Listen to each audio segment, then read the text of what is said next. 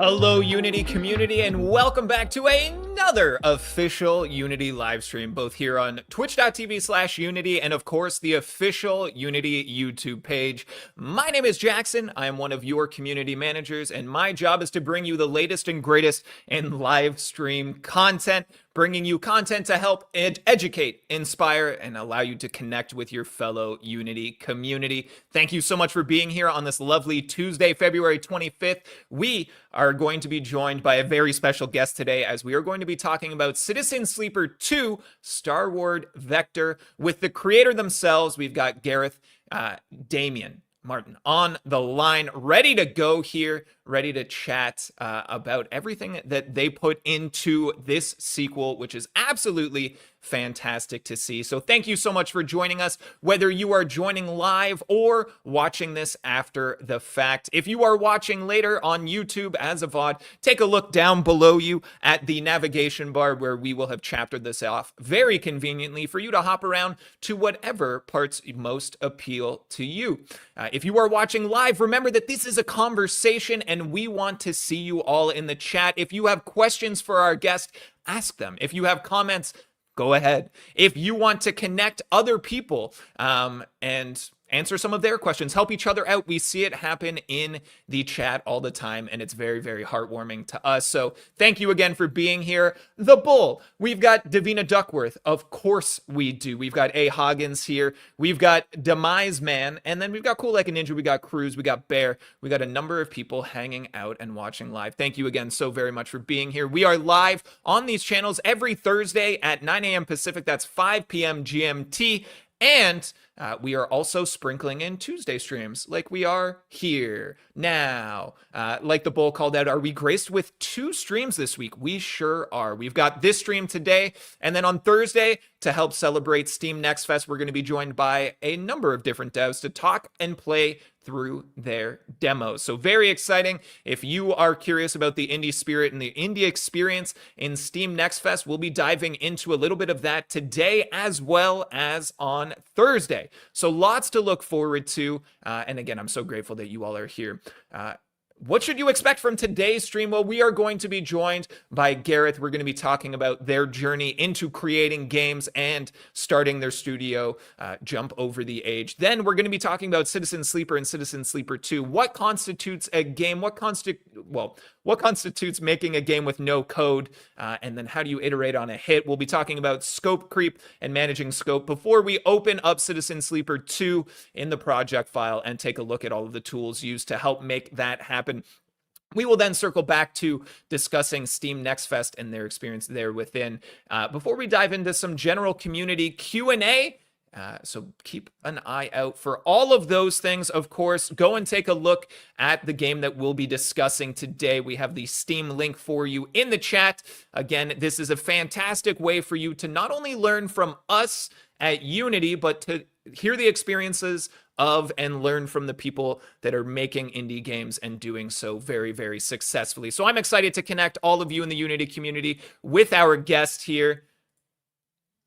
We have an odd video, but we're back. We're back in action, and we're ready to go here. We're going to throw to our trailer in just a moment here, and when we return, we will be joined by the legend themselves, Gareth in the house. So I'm here to let you all know that a dice-driven RPG in a human and heartfelt sci-fi world. You are an escaped android with a malfunctioning body, a price on your head, and no memory of your past. Get a ship, find a crew, and take on contracts while you navigate across the Starward Belt. This is Citizen Sleeper 2, Starward Vector.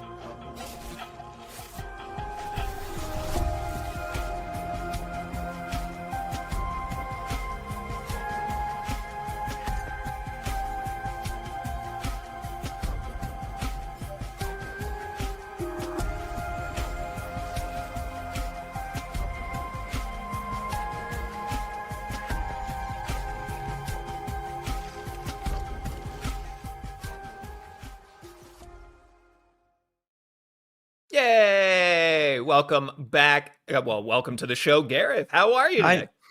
Yeah, good, good. Happy to be here. Good. We're very glad to have you here as well. Already, as soon as we rolled the trailer, we had Jacob in the Twitch chat saying this art style already looks crazy. Unity community, I'm excited for you to peel back the layers of Gareth here because in the time that we've had preparing for this stream, it feels like every other thing I learn about you, I'm like, okay, that's awesome, and I can see how it contributed to this game in some way. So it seems like you've lived many, many lives. I can do an intro for you. I often do, but I'm always curious to hear, how do you typically introduce yourself to other people? What are you all about? Yeah, I don't know. I usually just say that I'm a writer, artist, and designer. And yeah, I make games as the one-person dev studio jump over the age. That's pretty much it. That's very succinct. That's very succinct because in my head it's trying to get through everything. I think it's also important to mention, and Gareth, there was no way we were going to avoid it, but you have a degree in puppeteering. Can you tell me anything else about this? Because it's my favorite thing that I've learned so far.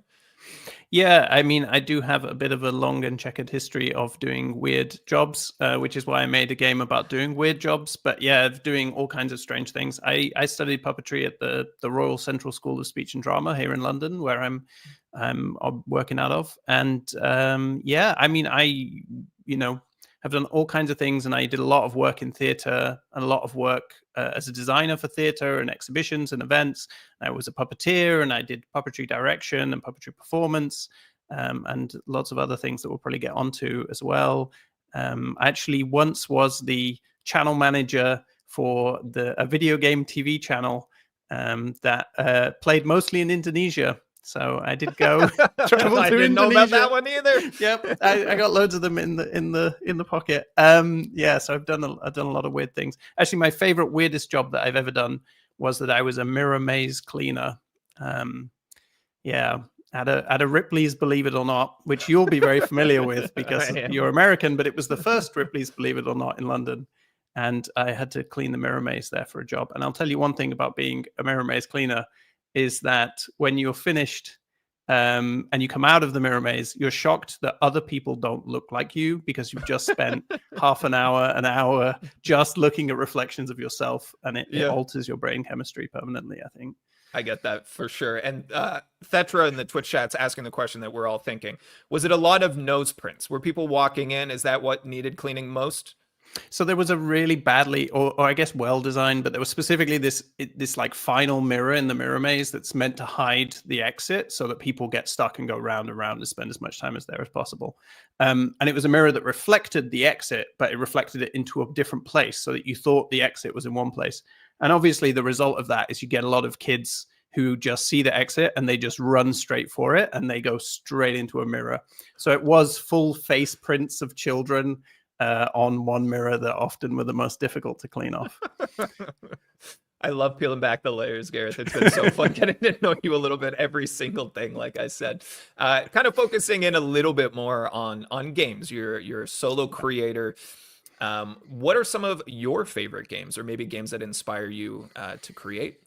I mean, so many, but a massive one for Citizen Sleeper, and my recent work has been a game called Diaries of a Spaceport Janitor, which is a really cool indie game from many years ago. Could even be 10 years ago. I don't know. It's a while back. But yeah, it's a game where you play as a spaceport janitor in a kind of Star Warsian spaceport going around cleaning up. But it's really a narrative game about working a kind of mediocre job and what that life is like. And it has an amazing atmosphere and structure. And yeah, I'm often inspired by a mix of kind of really out there weird games like that, and then also little bits of big games. So I think like Citizen Sleeper takes a lot of inspiration from stuff like Destiny and Mass Effect 2, Cool. but in my own weird way of like translating. I think as a solo creator, I often see like one little bit of a AAA game and I'll be like, oh, I could make a whole game out of just this like one idea that they've just kind of thrown into the mix here. So yeah, that's something that I'm often pulling inspiration from as well. It's cool to see what just small details spark inspiration in people. So I think that's always exciting to see, and I'm excited to hear more as we progress here. But again, continuing to pull back the layers, can you tell everybody about your writings around games and architecture, and how Hmm. you've kind of structured that and what that whole process has been for you? Yeah, so I mean, I've also, people might know me as a games critic. I used to write for kind of Eurogamer, and I wrote for Killscreen, which was a website that doesn't exist anymore, but they were about kind of 8 years ago. They were a big part of the indie scene, and highlighting kind of indie games, writing about games and culture. And as part of that, I used to run a column on games and architecture. And that, when Killscreen closed, that turned into a zine that I started making about games and architecture. And I've been running that for a while. There's 9 issues of it, and we're doing physical editions lately, these like big chunky physical editions. And I actually taught off the back of that about games and architecture at the Bartlett School of Architecture in London. So that's a whole other side of the things that I do. But yeah, I got into games, got into kind of making games at 30. So I had many years before starting making games to kind of do other things. And yeah, a lot of what I did was games criticism on the side of my career as a designer. So you've got this illustrious educational resume. You also have a PhD in experimental literature. How much inspiration from that degree and that experience do you pull into writing for video games? Yeah, I mean, that PhD was a big part of how I ended up getting into games. So I was kind of I mostly been working freelance as a graphic designer, video designer, and I was looking to kind of I always enjoyed writing, and writing had been a big part of my life, but I'd never managed to get a novel published, never managed to get anything working. And I really enjoyed working on kind of performance and writing for performance and doing more kind of unusual experimental writing. And I realized that a PhD was a good way to get paid to make weird experimental things. So if you can get a funded PhD, it's a way that you can kind of take some time out from maybe just trying to make enough money to live, and actually, experiment and play about with ideas. And my PhD was really focused around narrative and how narrative occurs within kind of procedural text. But a big part of that was about trying to understand how narrative works, like what constitutes a narrative, because all of us every day, a series of events happen to us and we turn those into a narrative. And that's the kind of starting point of storytelling, really, is when you come home every night to your partner or your friends or whatever, and you say, these things happen to me, and that means this, and that means this in relation to my past, and it means this in relation to my future, right? So in this way, my PhD is super informative to all of my narrative work, because it really was about me spending a few years trying to understand how I kind of thought about narrative, and doing a lot of reading and research around narrative, and developing my own work around how to create narrative out of procedural texts and things like this. And at the same time, it gave me the space to kind of think about what direction I might want to go in. And as I got to the end of my PhD and I was turning 30, I'd been playing about in Twine and other softwares. I'd kind of taught myself a little bit of Unity. And that was when I really thought, okay, I'd seen what had happened in the indie scene through my work for Killscreen, writing about indie games. I kind of seen how there was so much experimental work being done within indie games. And I suddenly realized that the experimental literature work that I was doing could actually feed nicely into making kind of experimental indie games. And so that's where I kind of set myself that opportunity. I only had like a little bit left of my PhD time and my PhD money. And so I was like, okay, let's see if I can get into games while I still have this little window to change my life, basically. So I want to talk about kind of the creation of your studio, Jump Over the Age. You've released, I believe, 3 games under the studio itself. Was it kind of at that point, right as you were wrapping up your PhD, that you were like, I'm all in on this? Was it a little bit of, was there hesitation? How did you go from studying to creating in such a meaningful way? Yeah, I mean, I think it was, I'd kind of played about with, like I said, making Twine games. I made a game for the interactive fiction competition that runs most years in Twine, Twine is this like, if you don't know, it's an interactive fiction tool, which is like a flow chart system, basically. And that's how you build the story.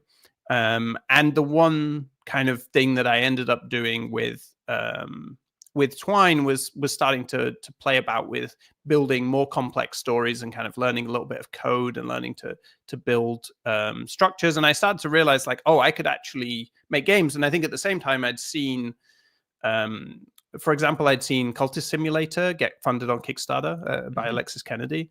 And I'd seen a couple of other narrative games. I was a big fan of Sunless Sea, another game by Better. And I had kind of seen how writing had become, there were lots of indie games which were using writing really effectively. And so for me, I thought there was an opportunity. I had a following on Twitter from being a games critic, and I had this quite strong games following. I knew a lot of games journalists, so I thought I could try and kickstart a game. So I ended up kickstarting In Other Waters, my first game, which is a game where you play as a AI inside the suit of a xenobiologist on an alien planet. And the whole game is kind of viewed through an interface, like a kind of radar screen, and you speak through text with the biologist. And it's a kind of science fiction mystery story, but also a game where you can kind of study creatures. It's kind of a bit almost like a Metroid game where you play as a scientist.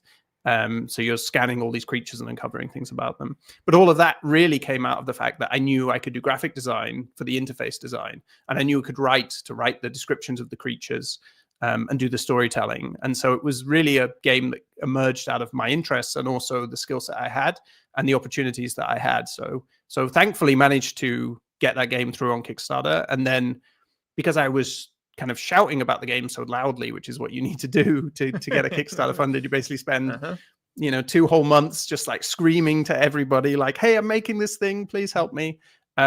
Is that publishers were interested and kind of picked up the game, and I ended up going with a fellow traveler, who's still my publisher now, a wonderful narrative game publisher, who at the time were actually called Surprise Attack, and they were just trying to move from being a traditional kind of a variety indie publisher, like publishing all kinds of indie games, to actually then basically just publishing narrative games. And you probably will know fellow traveler from around. But yeah, that was the beginning. And so In Other Waters was part of, I was lucky that I got caught in this wave of kind of them pushing narrative games. And yeah, the rest is history, I guess, to some extent. Yeah, that's fantastic. And we were talking really briefly right before the stream as well, that like seeing where the connective tissue throughout your life experience and your lived experience kind of comes together to make you feel really well equipped for things you never expected. I think it's really cool to hear about your story and your journey. I want to talk about something that during our kind of conversation pre-production wise, you brought up and said there's a really interesting conversation around what constitutes as code and programming. And you said that Citizen Sleeper 2 is typically a no-code game, or has been discussed in that way.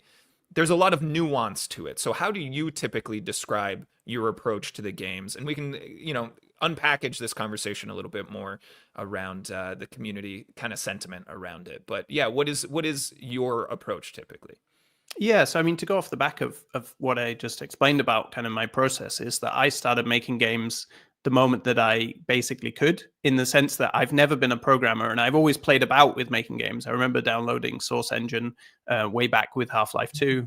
That will date me a little, when it came out, and attempting to make games in Source and never really getting anywhere and always struggling. And I think it was the tool PlayMaker in Unity that I basically started using when I was working on the first In Other Waters demo prototype for the Kickstarter.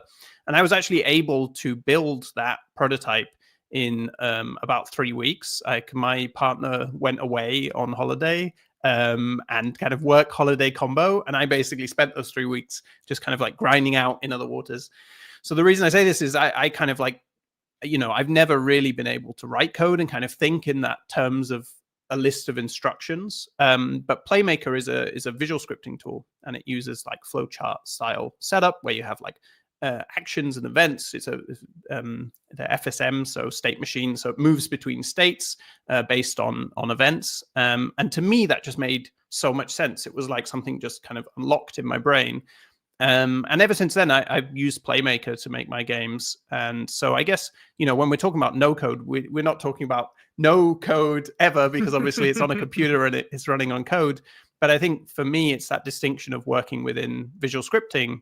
But obviously visual scripting is a form of programming, right? And so there's this really interesting, I think, distinction, which maybe is really obvious perhaps to people who make games, but I think to people who play them or just are around games, maybe don't understand the distinction. Maybe they don't need to, between programming and code. But that's also been a big part of my journey, is learning that I can be a good programmer without writing a single line of code, and that the architecture of my games actually relies on me understanding programming, even if I'm not necessarily using code.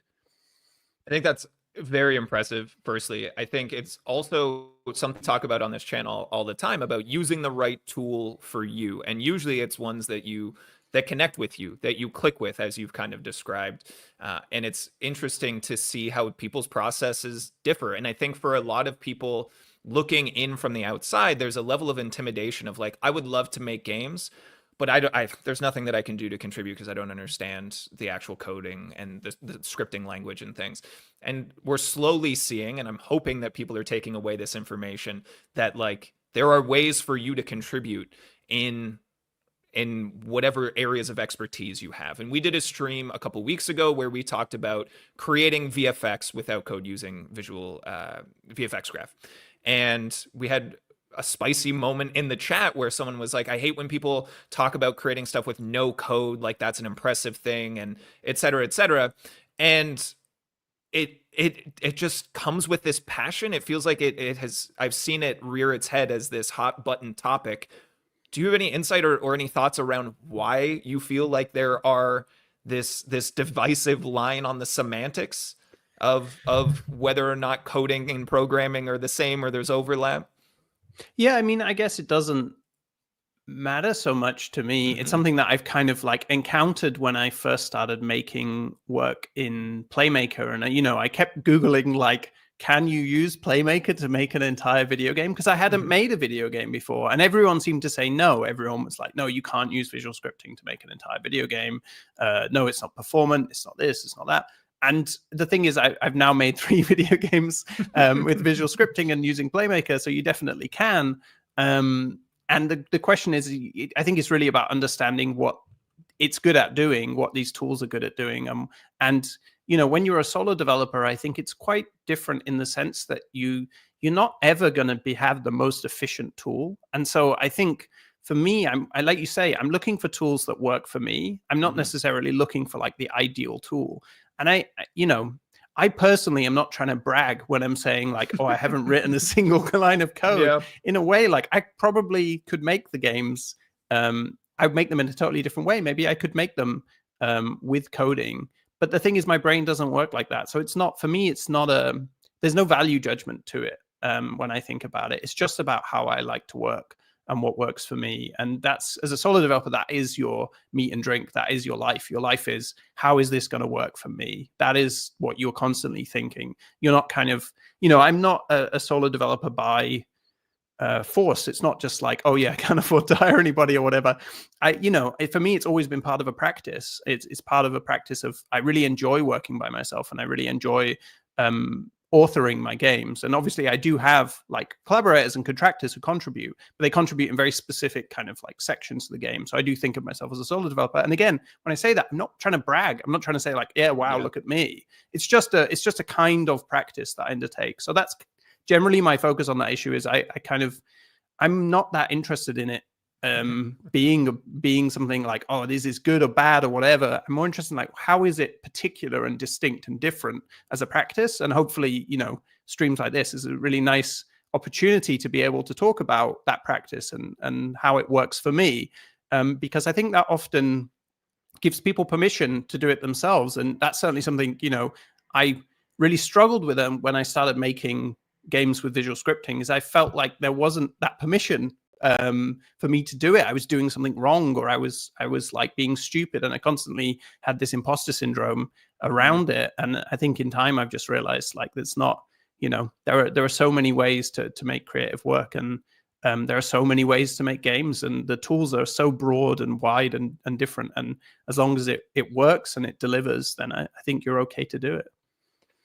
You mentioned imposter syndrome, which is something that resonates with me and has throughout my whole life, and I'm sure has with many of our people watching in the Unity community as well. You said that you kind of conquered it. You were able to move past it. Was there like an inciting incident that allowed you to just kind of conclude all of those thoughts? Was it finding success, or was it just a journey over time that you kind of chipped away at it? Yeah, I mean, I think it's chipping away, and it's a daily battle in some senses, right? Even coming on a stream, like, I'm going to share my screen later, and I was thinking to myself, like, if anybody sees anything there, they're going to think, like, what the hell? Like, how is this built like this? And I think, there's so many stories like that in game development, right? Of people like showing, I think there's like that classic one about the Celeste character controller being like whatever, it's like 5,000 lines of code or whatever. And then people are like, wow, how could that possibly be 5,000 lines of code? What have you written in there? But it's just kind of, so I think there's always that fear, right? There's always that fear that you're technically messing up or you're doing something wrong. But I think for me, it's what I learned as a solo developer is a big part of my job is managing myself. And if I feel like I'm doing a bad job or I'm messing up every day, then I'm not going to be productive. I'm not going to make my game, right? And obviously, it helps to make games that are successful and critically successful and win awards and sell. You're like, okay, well, what more can I do? But I think you still have that feeling that like you might not know what you're doing, but yeah, it's a really tricky process. You've got to manage it. But I think for me as well, I learned Photoshop off a cracked version of Photoshop. Sorry, Adobe, don't get me. When I was like when I was like 13 years old, right? And I've used Photoshop constantly throughout my whole life as almost like a thinking tool. I use it. It's something that I know so well because I've used it for so many years.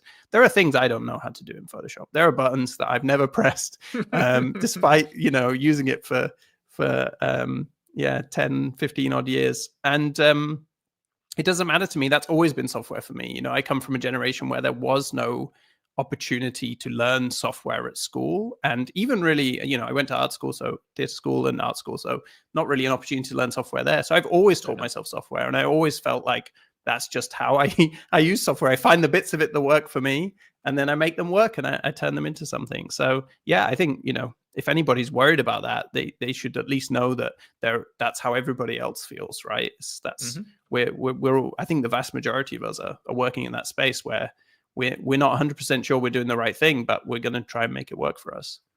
Yeah, I think that's one of my hopes and desires for this type of live stream is not only that people come in and walk away with technical knowledge in the show and tell that we will dive into later, but also just understanding people who have done it successfully, like yourself, Gareth, and the process and the experience and the being able to kind of connect and see yourself in those stories is something I hope people walk away from and feel inspired by, certainly. So if you are just joining us, Unity community, we are chatting with the creator behind Citizen Sleeper 2. We've got Gareth with us, and we will be talking about the creative process. And then in a moment, we will also be diving into the tool set a little bit and having Gareth show off the internal workings of Citizen Sleeper 2. If you have any questions while we are live, feel free to throw them in the chat. Put a big Q in front of it so that we know, and we'll see if we can find an opportunity to ask those questions. Let's pull one in right away here from Michael Smilovich, who says, you mentioned managing yourself as a solo developer. How did you take the first step to starting to work on such a large project? If you were working other jobs, how did you make time/organize yourself? Was it fully committal right off the hop? Was it something you did in tandem with something else? What did that process look like? Yeah, sure. So In Other Waters was made at the same time as kind of freelancing. I didn't have a full-time job, but for many years I hadn't had a full-time job because I was a designer. So I was just kind of on call to come in, do a few weeks on a project, and then be able to move out. So that kind of worked okay for me in the early days of In Other Waters. Then once I got a publisher on board, I was able to take funding on and then basically buy myself out of that time. But for me, the thing I learned very early on that was very important to me is that you should never put the stress on yourself of getting up each morning and knowing, figuring out that morning what to do to finish a game in 2 years' time. Like, this is the absolute most toxic thing for making work, right? Is this feeling of anticipation and wait and working in debt, like this constant feeling that you're in debt, you're behind. So I learned really quickly that it was about scheduling and about instructions. And so I have this very specific way of scheduling my time where every task goes onto a day. And I constantly reflow my calendar. And if I get to the end of a day and I'm like, well, the idea is, right, you want to wake up on a day and you want to have a list of things you need to do that day without having to think, is this the right list of things to do? Are these the things I should be doing, right? So you need to plan those in advance. You need to try to plan a week at a time, 2 weeks at a time, whatever you can do, 4 weeks at a time. But the trick is then to constantly reflow them. The trick is to get to the end of that day, and let's say one of them didn't get done. You move that onto the next day, and then you quickly look at the next day, and you quickly like see, okay, should I drag and drop another one onto another day? But you make sure that you're never just working to a non-time dependent to-do list, right? Just a long list. You just have to get to the bottom of it. You don't know how long it will take you. I think this is that's making your life hard. If you know that the massive advantage with assigning things to days is that you have this thing where you can wake up in the morning and you can feel terrible, and you can look at your list and you can be like, okay, let's just start with number 1 on the list, get through it, start 2.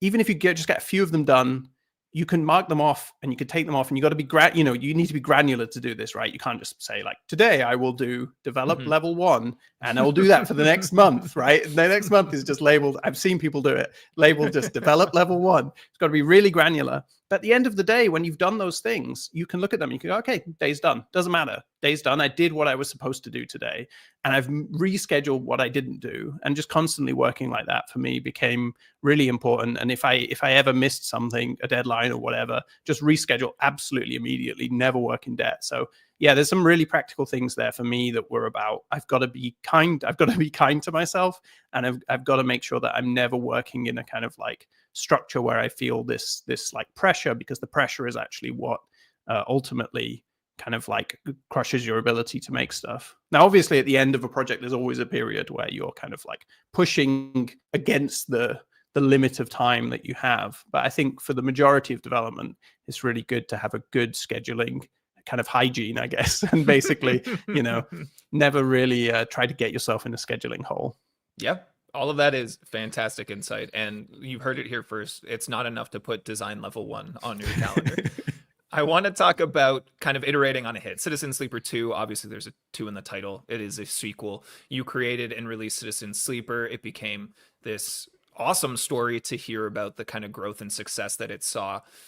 The process of creating a sequel, what kind of learnings from your process, from your creative approach, did you carry with you from Citizen Sleeper 2 to from Citizen Sleeper to Citizen Sleeper 2? Yeah, I mean, so for me, it was really important that if I was going to make a sequel, I said the word experimental earlier, and that's kind of my practice generally. I don't like to just work within established genres necessarily and kind of like work within a design that pre-exists. I like to build a design around the atmospheres or the emotions that I want the player to experience. And so with Citizen Sleeper, I had a really specific ideas of what I wanted to capture, and wanting to capture this kind of feeling of gig work, wanting to capture the difficulties of being in a city for the first time, and kind of like the struggles and making connections and all of this process. And I knew that would be really emotionally rich. I think for the sequel, the only way I could greenlight a sequel is if I had something that I really felt I could design around that was strong enough there. And for the sequel, I really wanted to focus on the kind of classic ship and cruise story that I kind of grew up loving, like Farscape, kind of like Firefly or Mass Effect 2, right? These kind of stories that I don't think games always do very well. There's very few examples. And I wanted to kind of take that challenge. But at the same time, I knew I had Citizen Sleeper 1 there. I knew I had the kind of like the key factors of Citizen Sleeper 1, which is the kind of like humanity, the interiority, that I mean, like the introspective nature of the protagonist, and also the focus on characters and on very human slice of life type stories. And so I wanted to kind of bring those two things together. And so for me, it was about that was what was exciting about making Citizen Sleeper 2, was like taking all these principles that I'd kind of established with Citizen Sleeper 1, and then also these design ideas around how using dice and kind of a kind of abstracted, rather than having like a simulation style game design, having kind of abstracted game design where dice represent effort and where actions represent things you could do, opened up the possibilities for telling massive varieties of stories, is taking those tools and those design ideas and those themes and then sticking them together with this kind of like crew and ship story. It just felt like a really natural and exciting challenge for me. So that was kind of how I ended up being like, okay, yeah, I'm actually going to kind of break with my own instinct of always wanting to make new things and actually try to like make a new thing out of a sequel, basically. Yeah. when you're kind of evaluating what to add and what to inject and what to change, is there a lot of a process? Is there a lot of process around evaluating what was left on the cutting room floor in the first one, ideas you wanted to implement but maybe couldn't make fit? Or is it a wholly new brainstorming process? Yeah, so I mean, in my case, I kind of slow walked myself into the sequel through those processes. So I made Mhm. Citizen Sleeper, and then I made the DLC, which was a lot of the kind of cutting room floor material, Gotcha. and also stuff I wanted to expand on. And as I was making that DLC, I kept discovering kind of things that I felt like, oh, there's stuff here. There's a huge potential here for like expansion. And then one in particular was starting to invent this dice system, this new dice system that exists in the sequel, where you have this stress system that was really inspired by also tabletop games that I'd been playing, games like Mothership that have stress systems, and other kind of like research I'd done around Citizen Sleeper's dice systems. And the really, I'm a really strong believer in paper design and also like having a clear design before you actually implement it. So one of the really fun things I was able to do when kind of like moving over into Citizen Sleeper 2, for example, was to take the dice system that I was going to use in Citizen Sleeper 2 and just implement it in Citizen Sleeper 1, because I had an entire video game worth of content, which is often what you need to test an idea, right? To test a system, it's fine to make the system. But to test the system, you need the material. But actually, by just implementing a bare bones version of the new dice system and then playing the game with a new dice system was the kind of experiment that allowed me to then like find the boundaries. And then the other thing I did a lot of was kind of building paper versions of the game using real dice, and just also graphing, like looking at the way the game works is you the more stress you gain, which is that little bar you can see at the top with the little circles, Mm-hmm. it highlights different dice numbers, and each time one of those low dice numbers rolls, it damages the die, and you see health below each little die there. And so the higher that gets, the more numbers on the dice will damage the dice when they're rolled. So at the start, it's just like 1, and then we 1, 2, and 3. And so the higher you build up your stress, you build up this potential outcome of damage. And one of the things I started doing early on was graphing that, just literally sitting there at my desk, rolling dice and marking some stress, and then rolling dice, marking some stress, and seeing how quickly the curve of decline happened and exactly how to pace that. And that's something you can do completely without a computer, right? And you can, and I looked at different graphs, and I looked at kind of what's the experience I want the player to have. And I discovered also lots of qualities about that experience. Like I really wanted this like sharp fall off, this kind of way that you could go from having a lot of potential harm for that all suddenly activating, and it's suddenly causing this kind of like downward spiral that you had to protect against. And so it was, I spent a lot of time with kind of like paper design and planning things out before actually implementing them, in order to kind of move towards the sequel and see what those new systems would do. That's fantastic. I love the dice system as well. It's so well implemented in all of these elements it kind of touches on. Kind of looking at creating a sequel. You've put out your original. You have obviously the reception to it, and you're paying attention to the conversation, I have to imagine. How much do you take into consideration the community's input when creating for the second one? How do you balance essentially the player feedback and desire with your initial intention, design, and artistry? Yeah, I think it's a really difficult thing to do, and definitely was one of the most challenging things about making a sequel, was actually dealing with people already having this like pre-formed version of the game in their heads because they have the first game, and things they like about it and don't like about it, and those things sometimes being different to actually what I like and don't like. And there were some things that, for example, if I was making Citizen Sleeper 2 from scratch, I would have changed from Citizen Sleeper 1. But I knew that some of those were kind of load bearing for people. And if I changed those would be too significant a change for people to accept. And so there was this constant play for me in terms of like wanting to adjust things. But I think the way that it worked for me is I paid a lot of attention and had a lot of, done a lot of podcasts, a lot of interviews that allowed me to get a really clear picture of the game. But at the same time, I had a really clear vision of what I wanted to deliver with Citizen Sleeper 2. And I had this clear idea of wanting it to be a companion game to Citizen Sleeper 1, not a replacement, right? Not a kind of bigger and better, but actually like different. And so it is bigger, but it's kind of more dispersed, for example, and less focused. And it's kind of emotional path, is a completely different kind of emotional journey that I wanted to take the player on. I wanted them to have this different experience. So this allowed me to always have this, which is always really important in my design, to have this kind of like lodestone, this like marker in my head, this objective I'm heading towards, which is often an emotional experience, or a kind of like, it's often about what the player feels. And it's got a kind of intangible quality that it when you see it or when it happens, but that's what I'm aiming for. And so for me, making the sequel, it was about, well, I'm focused on that and I want to deliver that. And I know that will be exciting for a player.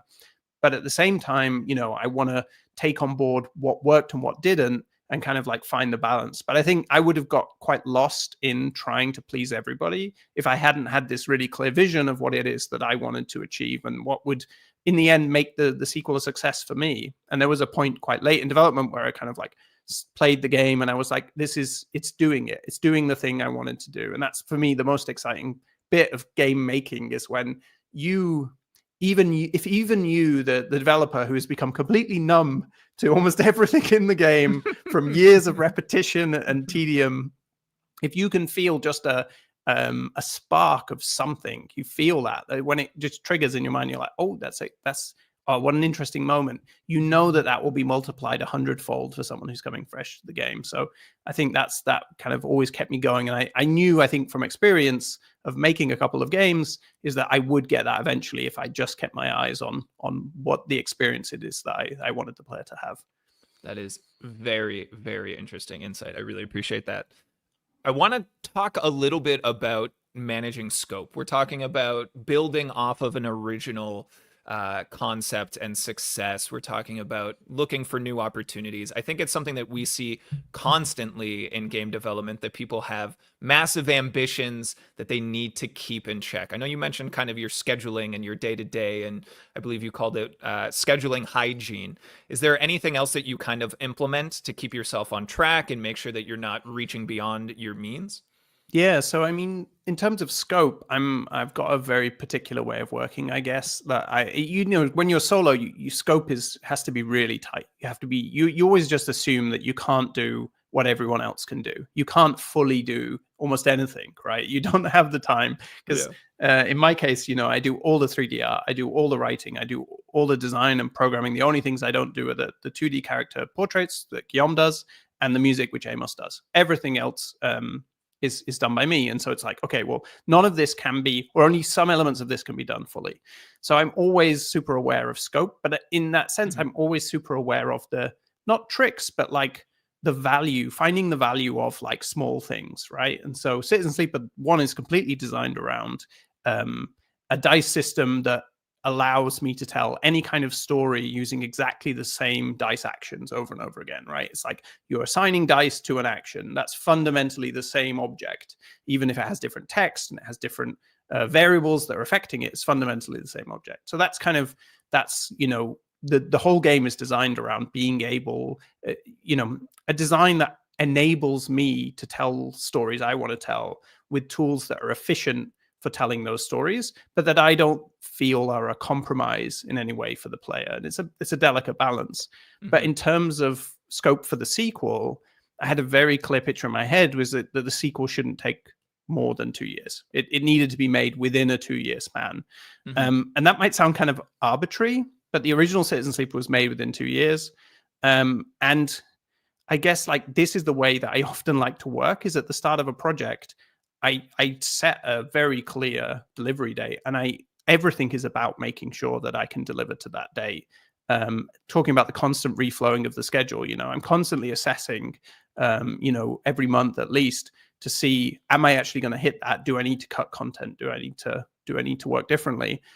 And I think, in a weird way, that does very much come from my background in theater and events, where there are no delays. I think for people, I've often found it quite shocking how people in games work, as if deadlines can constantly be kicked down the road. And I think I'm just so used to delivering projects like that, where you have one of the things you begin with right at the start of the project is just, what day is it going live? Right. And then part of success for that project is hitting that. And so for me, when I'm looking at the initial design, I'm always looking at that, and I'm always thinking about that. And I call it cut to fit, basically. And I think, people, there's kind of sometimes a bit of a weird emotion around cut content, or the idea of like, oh, we shouldn't cut things from games. I think we should 100% always be cutting things from games. We always, there is a way to make, games are not things that they're not a car, right? If you don't want your car manufacturer to say, yeah, oh, we cut everything to make sure this thing got on time. That's a good point. Right? But games are not. Games are things that we are emotionally involved with them, and right. as long as they work, and work is a very large spectrum within games, right? Like there's a large spectrum of working, but they're things that we love. They're things that, and what you want when you make a game is for someone to love it. You want it to be something that reaches them and touches them. And in my opinion, there is a way to design where you can create the minimum lovable thing. You can create the thing that has all the things it needs to make somebody love it, engage with it, have the emotional experience you want. It may not have every feature in the book, right? That's just the realities of making something, but it will have all of the things it needs to engage that person. And so that's a big part of managing my scope and thinking about my designs. But yeah, from day one, I love to work within limitations. I love the things limitations do, and I love designing like systems that are broad but simple, or kind of like universal qualities. Those things are really challenging and exciting to me. And so I think, for me, scope is not like this. It's a bit, it's like the way people talk about marketing. Marketing is not separate from a game. It is the story of the game. It is telling people about the game. And scope, it's not separate from the development of the game. It is the development of the game. There's, it's not like you just develop the game and then the scope is the big pair of scissors you bring at the end. Like it's fundamental to the design. And so for me, it's always part of how I'm working, and it's part of my day to day, and also part of my big idea thing. When I think of a game, I'm already thinking of scope. Love that. Yeah, very impressive as well that you mentioned Citizen Sleeper. The first one was created in about 2 years, and then the sequel was in less than 2 years, which is a very impressive feat, especially given, like you said, the tendency within the games industry to be like, just push it down the line.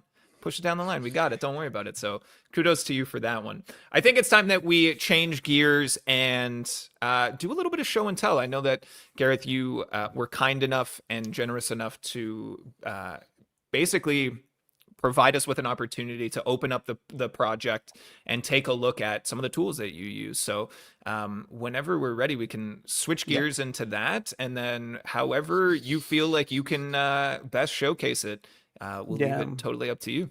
Well, let's first just look at what Citizen Sleeper looks like, just in case people haven't played it, and because it's not the easiest thing to explain from a trailer, because it doesn't look really like any other video games. But this is the kind of core of Citizen Sleeper, is that you are exploring. You have these maps where you have dice actions. You have a certain number of dice which are rolled each day, and then you assign dice to actions like this. In Citizen Sleeper 2, you have crew, you fly your ship around, there's a lot more complexity to it, but we progress this little clock here based on the dice we assigned, and the higher the dice we assign, the better the chance of a positive outcome. So it's kind of like the core of Citizen Sleeper. So you can see there's a kind of like very tight core in it. Like in this case, we're searching for the rhyme market, which is a specific place we want to find on this planet. But there's all kinds of things we could be doing with our dice. We could go over to this work a bar over here, and we could work like a shift. And you could see that like I'm bad. That little sign there means I'm bad at that. My skill is my dice is getting docked some value because I'm putting in something I'm bad at, which is all handled on this like character sheet over here. So that's kind of the core of it. And to think about how that functions as a game. I mean, obviously, there's a big old 3D thing here, but it's all of these like individual locations, right, that you can see here in the game that you can visit, and each of them with like this set of actions that go with them. So the whole thing. So it's got an additive scene structure. So this is the main. This is all my UI and everything that like sits on top of it, and then here is the scene itself with all of the place that I'm visiting. And I think the key thing with Citizen Sleeper 2 was that it's building off I'm literally just branched the Citizen Sleeper 1 Unity project, started making the sequel with the core of that project, which is a massive advantage. And it meant that I have all these tools for building places and actions very rapidly. So in all of these are all the actions. So let's go to the game and let's just like turn on one of these. So you can see this. But you can see these are like the dice actions, right? These are like the actions at each location. And in the inspector down here, this is basically, when I make a space, I'm just duplicating one of these things and I'm filling in all this inspector detail that's telling me like, what's the identifier for the action so that it can pull a load of information from a text table and load it in there. I'm filling in like what stats. So for a negative outcome on the dice, what happens here? What variables does it set to what, does it increase by what numbers? And it's, it makes it this super efficient process of really, I spend my time, most of the time is spent writing the text descriptions and coming up with the ideas for different actions and different structures. It's all based around this core. And then each of these little scripts here are pointing to an FSM. So if I open up PlayMaker, you can kind of see that like most of this is all just this is how an FSM looks. If you've never seen a PlayMaker FSM, it's a series of states that the game transitions between with actions. But this is mostly just me setting up this action based on all the variables it's pulling from that inspector.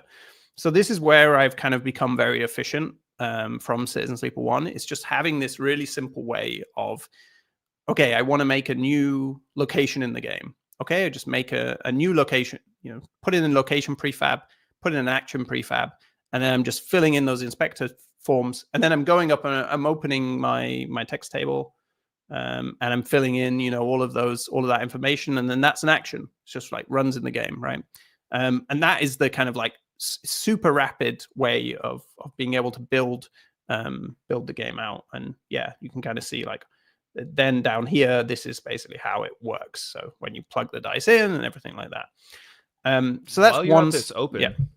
Sorry to interrupt, but no, go ahead. Wanted to pull in a question from the community that was asked earlier. Felipe Gamma says, when visual scripting nodes start getting too big, what is your favorite way to organize it? How do you go about maintaining the reach of something like this? Yeah, I mean, obviously you can see I color code stuff and label it and try to be sensible in my actions and make it all pretty human readable, right? It's like you could see like, okay, slotted, and then it sets up its stress, activated, right? You gotta have a bit of hygiene again. Like you gotta keep the interior looking nice. I think, in general, what I've learned is that if your state machine's getting really big, this one's not even massive. I'd say it's pretty manageable normal state machine. This has obviously been built. I didn't build this fresh like this, right? It probably started off and it was just this bit of it, and then later on I was like, oh, I need to add checks for the crew, and so I just like plug those in. But I think for me, it's if they're getting too big, it means you probably need to think about how you've actually built your architecture, right? And that's the kind of thing that I've had to learn to be a programmer, is like, what kind of architecture do I actually want to use? It's very easy to start throwing FSMs into a game, start building logic, but you got to start thinking about like who's talking to what's managing, the key kind of like programming structures of like who's actually telling this FSM the information it needs, where's it getting it from, how is it synced with the game state, and all of these things. And this is stuff that I still mess up with all the time. So I think you've just got to kind of, as much as you can, like diagram it out in advance and try and break it down into manageable chunks that talk to each other. I don't think there's any kind of like secret way to do it other than that. Yeah, that's great. Appreciate it. But yeah, so that's the kind of like, that's what handles all of this kind of like dice stuff. And there's a million FSMs, these little logos, little red things. There's a million FSMs inside these things. But it's relatively simple. And then the other main kind of element of the game, let's see if I can trigger one. Actually, I should turn off this. It's because the game's running right now. Let's turn off this and so you can see this is a hub, right? So this scene itself in the inspector here is handling everything about the location.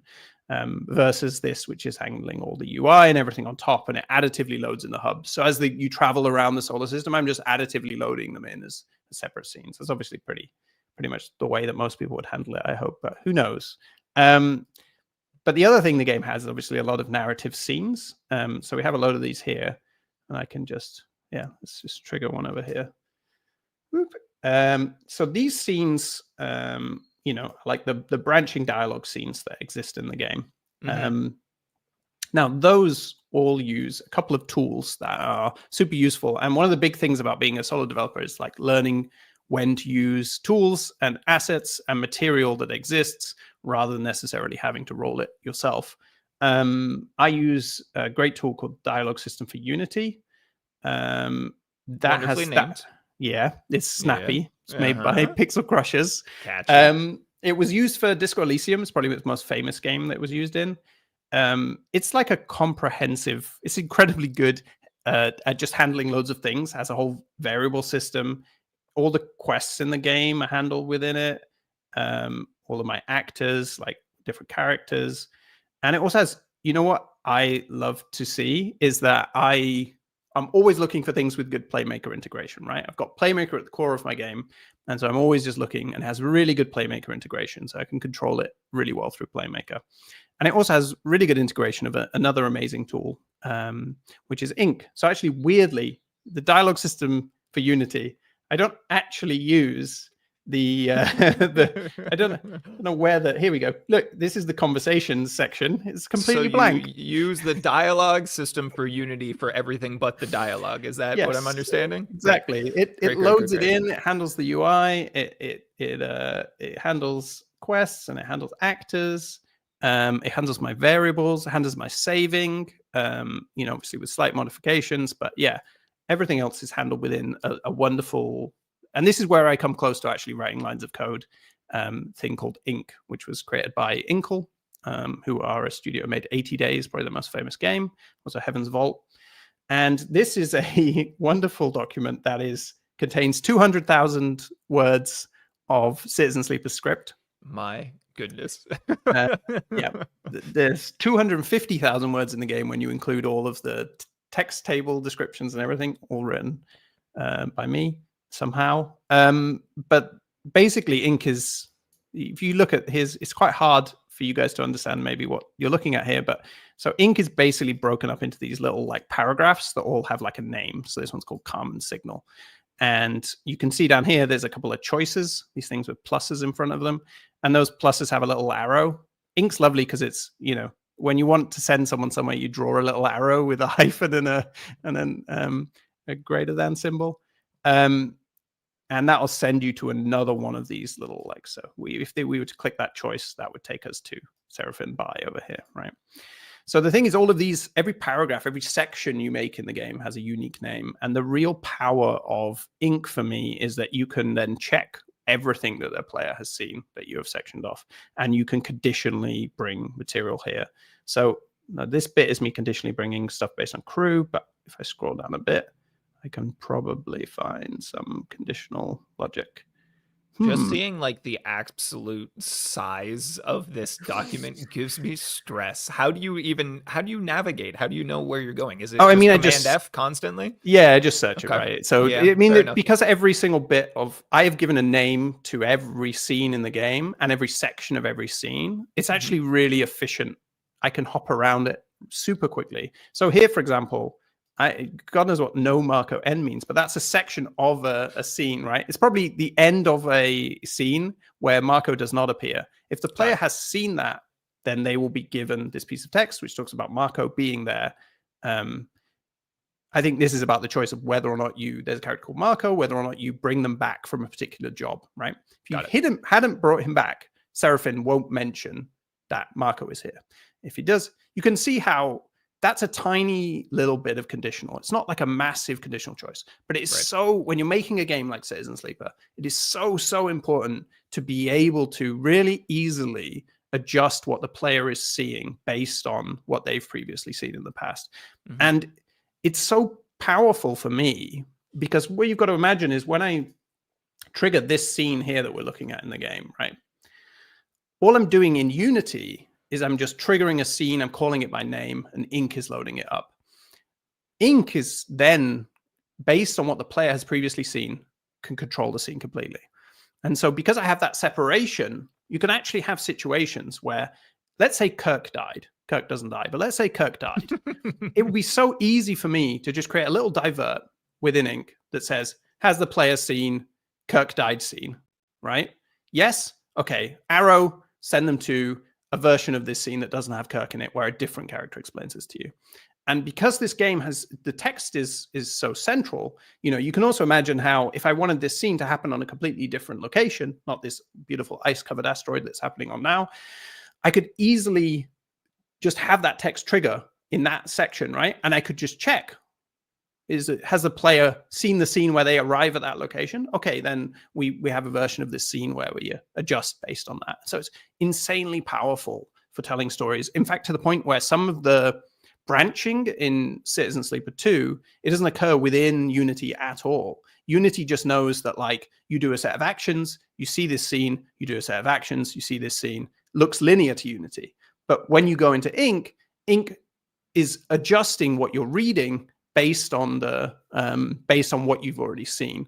And so the scenes, write a completely different scene with different characters completely, but all Unity knows is it's pulling up that scene by name, and then ink is filtering it. So this became a really important tool for me, and just in terms of how it's possible for a solo developer to be able to make a game that is, it may not have the like combat or a kind of like 3D art of something like Mass Effect 2, but actually structurally does have the kind of complexity of a big AAA RPG, right? It's just like, in terms of conditional elements, we have all of this complexity, and it's because I'm kind of leveraging the tools, and also leveraging the capability of, when you're working only with text, that gives you like a huge possibility to adjust things, just adjust the text, which is cheap, right? It's like just rewrite a scene without that character because that character's dead. It takes time, but it's not a huge amount of work, versus like retarget animations for a cutscene onto a completely different player model because that other player model died earlier or whatever. Yeah. Okay. Yeah. So you can kind of see how that for me, that this, when I first designed Citizen Sleeper, I was thinking about how to use these tools to be able to allow myself to achieve these levels of reactivity within the game without actually having to have like this massive complexity on my head. So yeah, that's the kind of core tools behind Citizen Sleeper, and the core way that I build it. That's fantastic. Thank you for showing us. Again, using the dialogue system for Unity for everything but the dialogue has been the greatest. And I feel like there's also a metaphor for the perception of time here, the way that you described Unity understanding the flow of events versus what the additional tools are managing. I just love being able to kind of see your process and see just exactly how you execute on such a efficient level as well. So thank you for kind of opening this up and showing it off to us here. This is the week of Steam Next Fest, so I think we'd be remiss in kind of if we missed the opportunity to discuss your experience. So Citizen Sleeper 2 had a demo in Steam Next Fest. Can you walk us through what that process was like for you? Where did you find success? How was it having that experience? Yeah, I mean, yeah, it was my first time doing a demo actually for Steam Next Fest. So I'd never previously, and I'd done some limited time demos before, but I'm very skeptical of the use of demos for narrative games, especially. I think it's especially experimental games. Often a big thing that I'm offering people is a completely different experience to anything else they're playing. If they can get half an hour of that for free, I always worry that they're just going to be like, wow, that was amazing. And then they're never going to buy the game. But I think the one thing that we learned with Citizen Sleeper 1, which I weirdly didn't see coming, talking about earlier when I was saying you become incredibly immune and numb to what the qualities of your game. It's a really sticky game. People has this one more turn feel. A lot of people talked about it kind of being like Civilization or something, but they're always thinking about one more cycle, and people talking about starting playing it at 9 p.m. and finishing it at 4 a.m. the next morning or whatever, right? And so I was like, okay, well, this is something that maybe makes it very viable for a demo. And it's something I discussed with my publisher, Fellow Traveler, for Citizen Sleeper 2.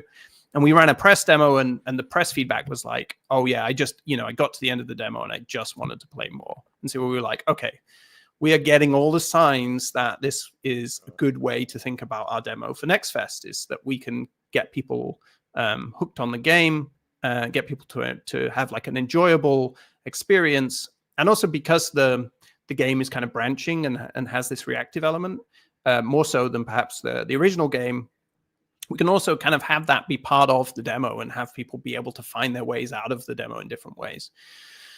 So that kind of all locked down for me is like, okay, I will do a demo. And then in terms of Next Fest, I think, it's incredibly intimidating. Next Fest has just filled out so much since just year on year with the number of demos. And I think it is really challenging and it's really hard to cut through. I think you've got to think about how you're going to marshal your audience that you already have to come in and back up your demo to push it into other people's visibility, because you need that the player counts, people downloading the demo to push it up the leaderboards. And it is like almost like a competitive competition.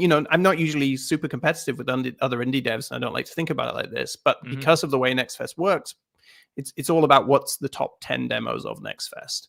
And so I think if you want to get something out of Next Fest, you've got to go into it with that mentality of like, we're going to drive the demo through external audience. I think the days of, very early in Next Fest, it was possible when it first started to just have like a kind of unknown demo that's really strong and then like gets picked up. But I think it's so busy now that I think it's really challenging. And I think it's definitely, you have to be careful not to expect that you could just drop a demo into Next Fest. And on quality, it will kind of like come to the top. So yeah, I think it's really challenging now to get a Next Fest demo. And obviously, I had the advantage of an existing Citizen Sleeper audience, advantage of really favorable press in general. They're very supportive of the game series after Citizen Sleeper 1. We had a lot of support from press, and so that allowed us to kind of like crawl up. And it's not like I don't think we were in the top 10 of the most downloaded demos for that Next Fest, but we did pretty well. But and had a good wish list spike. But yeah, I think it's very, very challenging. We put a huge amount of effort outside of Next Fest to drive players in there and to try to maximize that initial spike. You do get a really effective notification the moment your demo goes live, obviously, within Next Fest to all your wish listers. So driving wish lists pre-Next Fest to then maximize that wish list notification to get everyone in. That's a new change that's only been like the past couple of Next Fests. So yeah, this stuff is always a constant discussion with my publisher to think about how we can kind of maximize that. But it's definitely, from my experience, it was very nerve-wracking and challenging. And we did, I think we got a significant chunk of wishlist, maybe 10,000 wishlists over the Next Fest period, not just like in the weekend, but over the kind of week and maybe the time around the pre-drive and the kind of post. But yeah, it's definitely a real challenge, and I don't think I've quite figured out the secrets to making a good demo yet. So I definitely, I don't know if I have the best advice apart from you got to be prepared, and you got to think about how you're gonna drive it. It's like a campaign in itself, as opposed to just a pure visibility thing where you can just expect to like put yourself in Next Fest and then you'll get picked up. It's unfortunately that's not true anymore. Yeah, of course. I feel like shared experience as opposed to like, here's the advice, go and do as I did. I don't think there is a formula, you know what I mean? So I think the shared experience is very valuable, or the lived experience is very valuable in itself. I think in conversations that we've had with Valve, the formula to how they run Steam Next Fest seems like it changes every iteration of it. So it does seem like there's a lot of things that you can do to set yourself up for success, but that's never a guarantee, right? And I think that's anything in games or anything in marketing is like, you could do everything right, but it might just not catch because there is no, I guess, objectively doing it right approach. But it's an interesting moment in indie game development where it does bring a community together to kind of show off some of the stuff that might get less spotlight in the grand scheme of things. Yeah, definitely. No, there are opportunities in there, and I think it's just about, like with anything in indie games, right? You gotta keep your eyes on what's happening and what people have done that works. There's so much data out there. There's actually just an incredible volume of people who are really free at sharing that information as well. And you can always pay attention and just, I think, that's for me. I'm very invested in the process. I really enjoy the kind of like publishing and marketing side of it, and have a lot of discussions with my publishers. We talk a lot about how we're positioning the game. Citizen Sleeper 2 was a very long campaign. It was almost those entire 2 years we were talking about the game. It was announced.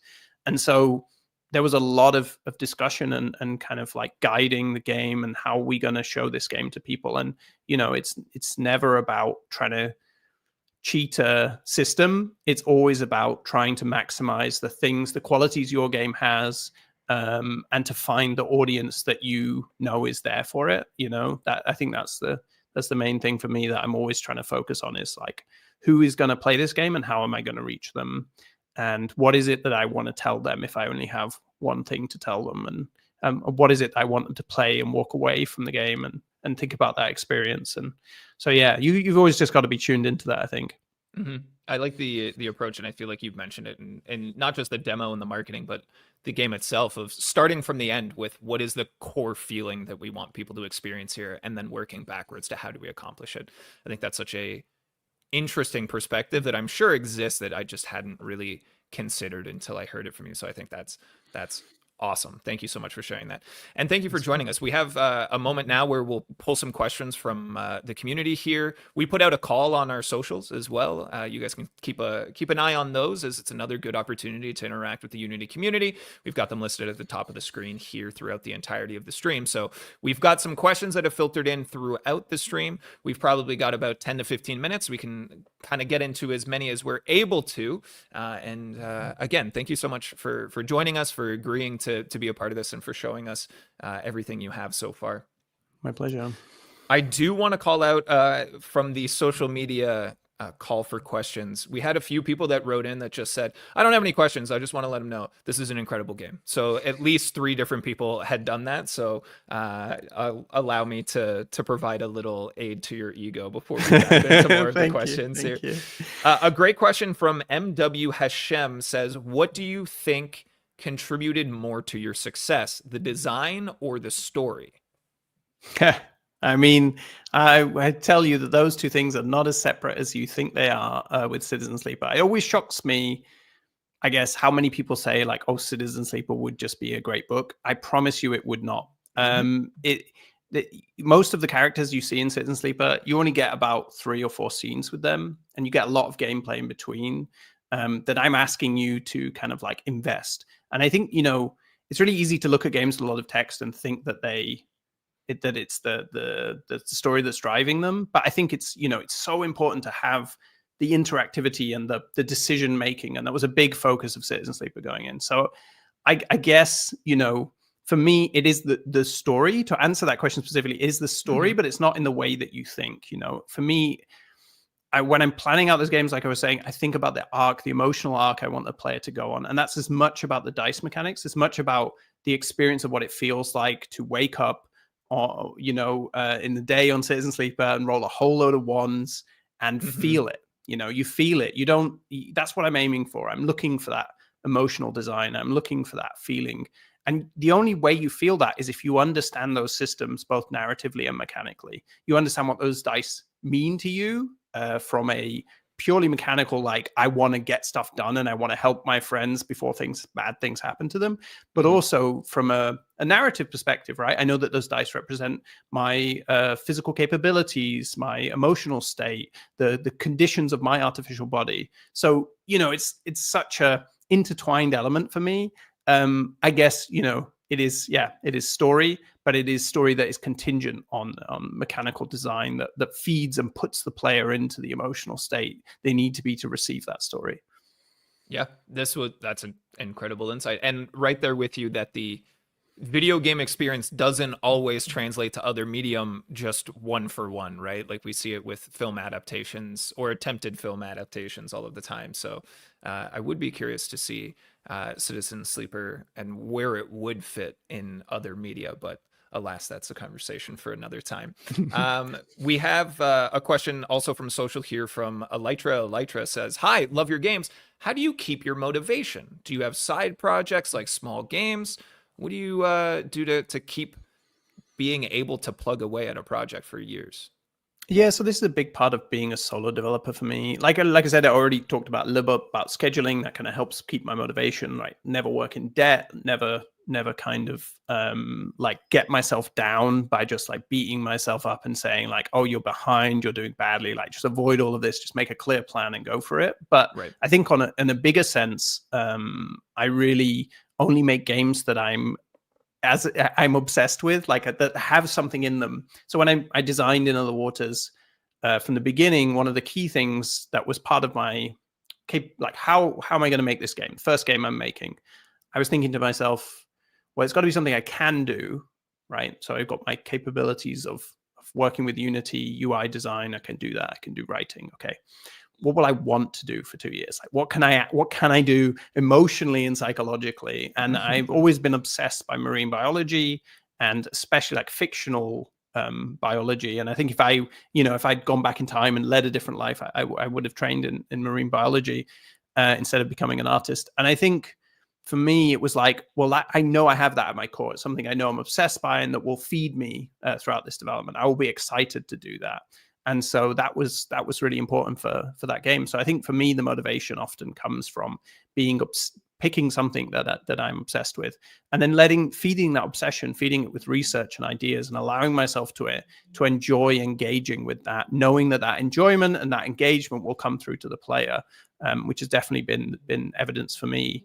I think that's the beauty of being a solo dev, is you can be nice to yourself. You're not forced to work in any way. And so if you don't feel like doing something, you want to drop something and you want to work on something else that you're more excited about, you can do that as long as you're careful and you're sensible about it. And I think it's a really nice way to work. So yeah, I just really feed my obsessions and then pass them all on to you, hopefully, when I release the game. And then hopefully everyone connects with it. And so far, it seems to be working. We also have a question here from Martin Wettig, I believe. Says, in terms of writing and gameplay, Citizen Sleeper 2 felt more stressful, while at times Citizen Sleeper 1 felt like a brilliant, cozy game. How did this change of pace come about? Yeah, so I mean, that was part of this idea of building a companion game. I really felt like Citizen Sleeper 1, I was really happy with the what I wanted to achieve. I had this really clear emotional arc in my head of kind of being in a city and learning to live within it. Me and Amos had a lot of conversations about emotion for the music, because the music really guides the emotion in the game. And one of the things I talked about was the feeling of being on a highway in a car and like looking out the window and seeing other highways, like other cars and other lights, and knowing that like other people's lives are happening. And, there's kind of like a beauty to that. And there's very specific emotional reference points that we kind of had there. For Citizen Sleeper 2, it wasn't those reference points at all. I really wanted to explore this kind of like, I guess, like a bit more fear and stress and danger around like this feeling of being not always in control, of your body breaking down randomly and having these kind of like moments. And this kind of like really interesting experience of being a human, where we both are our bodies and we don't know what they're doing, right? We don't know why my shoulder hurts or why that just happened, and sometimes we do. Sometimes we feel super aligned with them and we feel together as an individual being. Sometimes we feel trapped in our bodies and sometimes we feel expansive, we feel connected. And for me, that was the kind of emotional space I wanted to explore. And so there was a lot of the design was built around kind of exploring kind of like harm and recovery. You have the glitch system and all these things that basically force you to, you're almost always like slightly damaged in Citizen Sleeper 2, and that damage is moving around and changing. And so yeah, for me it was just like I was saying, I wouldn't have made the game if I felt like I just wanted to go back to the well of Citizen Sleeper 1. So for me, I had a whole set of new emotional archetypes that I wanted to explore. And I've probably, if anyone's ever heard me talk before, they'll hear me mention that I often have a post-it note stuck on the corner of my monitor with one word on it when I'm making a game. For Citizen Sleeper, in other words, it was symbiosis. For Citizen Sleeper, it was precarity. So that was the main thing I wanted to explore. And then for Citizen Sleeper 2, it was entropy. And so the things falling apart and coming apart and being out of control. So that's often, I just have that because that's like having the answer to a question before you know what the question is. If I'm ever thinking, what happens now, I can always just look at the post-it and be like, well, it should be something to do with this theme, right? That I'm exploring. Should be So It yeah, feels that's like what happened. alignment on a D&D character page. Where Yeah, like, right. well, I don't know. What do I do? Consider the alignment. I Chaotic think it's evil. great. Yeah. Okay. Great. Yeah. I killed him. Yeah. Good. That's the play. That's the play here. Got it. I want to bring in a question here, and I want to make sure that you don't feel any pressure to answer. It is a business-related question, and I know that at times there's some walls up and guarding around those types of things. But L737ers says, how much does it mean financially to have a game on Game Pass? Is it a good thing or a bad thing regarding profits, or is it maybe better to just reach more players? Just curious to hear about experiences firsthand. Yeah, so I've always been super public that I am very, very pro Game Pass. I mean, Game Pass is I think, I don't know what it's like for AAA. I don't know what it's like for every indie dev, but I know for myself and for a few other indie devs I know, what Game Pass gives you is it doesn't really, in my experience, I don't believe it cannibalizes sales to a significant effect. Citizen Sleeper 2 performed above our expectations and was on Game Pass on Steam. So as in, like, we performed above expectations on Steam, Gotcha. Still on Game Pass. So there's no real evidence for me that was cannibalized. That's just one case. Obviously, there could be other cases where it might be different. In my experience, indie games don't really sell on console. It's really hard to sell an indie game on console. So putting a game on Game Pass, it gives you an advantage, a reason to be on Xbox that's really big, which is in week 1 of Citizen Sleeper 2's launch, we had 70,000 plus players on Game Pass, right? We had just around 100,000 players overall. So you can see the vast majority of people were playing on Game Pass, but we're still selling really well. And we'd never expect to sell those numbers. Citizen Sleeper 1 had 1 million players. And you've got to imagine, when you've had 1 million players, 700, 800,000-ish, of those are Game Pass players, how much, how viable that makes your sequel and how visible that makes your sequel. There's I think that visibility for indies is massive, because that's the biggest thing for indie developers for me, is like getting seen, getting noticed, especially as things get noisier. Games Press has a harder time talking about indies because there's less of them. They have more pressure on them. So anything that can give indies visibility is pretty big. So Game Pass has always been really good for me. And in my opinion, the kind of like the money you get for it is very generous, and the value for both Microsoft and for myself is very good. And they've now got both Citizen Sleeper 1 and 2 on Game Pass, and I think that's a really great thing for them, and they seem to really value that, which it's really nice to have somebody as big as Xbox and Microsoft really value having both games on Game Pass at the same time. Citizen Sleeper 1's been on Game Pass since launch, right? So they wanted to hold on to it for the sequel so that they could have the series on there. So yeah, I don't have anything but good things to say about that process for me personally. For other people, maybe it's different. Sure. Again, for every individual, different experience, I'm sure, but I think that's a level of context and a peek behind the curtain that we don't typically get. So thank you again for being willing to kind of share all of that. And with that, I think we've done it. Gareth, we've come to the end of our show. I want to extend a massive thank you for coming in, for sharing, for talking so passionately about the work and the art that you've created. It means a lot to me, and I hope I speak on behalf of the Unity community as well in saying thank you so very much for everything that you've done for us. Yeah, my pleasure. I mean, it's always great to be able to talk about the more niggly and detailed bits and developer-y bits of a game, and just try to throw a bit of encouragement into the crowd as well, and just say that there are different ways to do things, and you could try it this way too. Yeah, I love it. Thank you so very much. I'm going to say goodbye to everybody. Don't go anywhere, Gareth. We'll pop back in and make sure to check in before we sign off officially. So thank you again. And with that, Unity community, that brings us to the end of our show here. Thank you so very much for being here. I hope that you are enjoying these creator spotlights. It is something that I'm going to continue to noodle with the structure of, because we want to bring more conversations like this to you all and make sure that you walk away with it feeling inspired and like you have learned something here. As always, you can stay connected to the Unity community on Discord and discussions. There's a great opportunity for you to learn and connect and grow in those ways. Please join us for our next stream, which will be on Thursday. That is coming up here. We are going to be sitting down with a number of different developers to play their demos and talk about their Steam Next Fest experiences. So there should be a great deal of knowledge for you guys in that room, learning about how they navigated the process, and maybe if you could do something to replicate it. Also worth noting, next week, we have another big stream planned for Thursday. We're going to be sitting down with Dino Patti, the co-creator of Limbo and Inside, and we're going to be talking about how to fund your game. We're going to be talking about pitching, funding opportunities. We're going to be talking about publisher relationships and all of that good stuff. So lots to look forward to. Again, we're here every Thursday and occasional Tuesday. So thank you very much for joining us. Tell a friend. Bring them back for the next one. Until I see you all again, my name's Jackson. Have a great rest of your day, everybody.